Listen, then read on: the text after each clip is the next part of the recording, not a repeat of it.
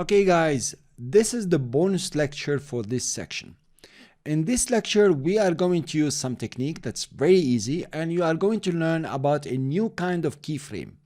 We are going to take the guy and make him walk on the path. For that, it's gonna be complicated if I want to create the keyframes myself. I'm gonna put the position, bring the keyframe here, go up here, then go down and so on. And there is a lot of speed in consideration. But there is a very easy way to do that. Now, notice very well that the road here is a path. Right, guys? Is a real path. And a path is a path. As you can see on the viewer here, it's a path that can be transformed into position path.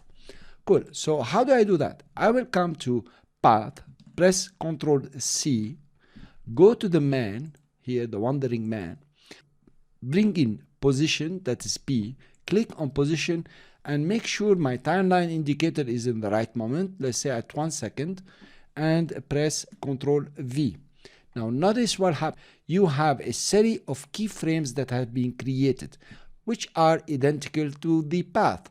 If you move your guy now, he will move on the path. And this is pretty cool. What happened exactly? After Effects have taken the nodes of my path, or the vertexes, that's what they are called, you can see them here, and has made them roving keyframes. Roving keyframes are keyframes that do not change in speed according to the distance. So the speed will be constant. You can see that by looking at the frames here. You can see that the frames here are equal to here, and all over the frames are equal distance. So these are roving keyframes. Of course, you don't use one roving keyframe, you use several roving keyframes to obtain a motion path that has a constant speed. Only the two keyframes, the extremities, are normal keyframes in this case. But there is something very good about that. Let's say we want the guy to start walking when he starts seeing the dots.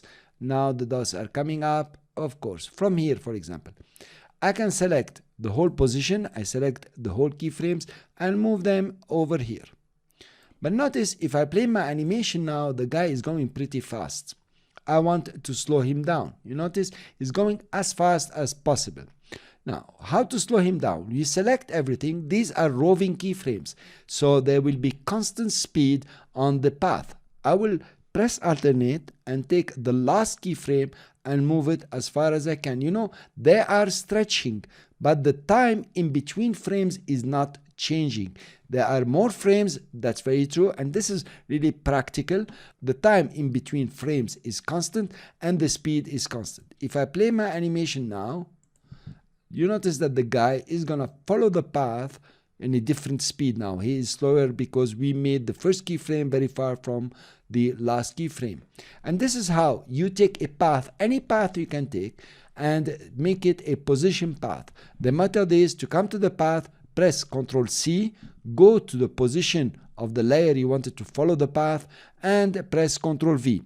You will obtain a series of roving keyframes, and the extremities are just normal keyframes. If you come to the graph here, you will notice these are all roving keyframes, right? And the last keyframe are just normal keyframes.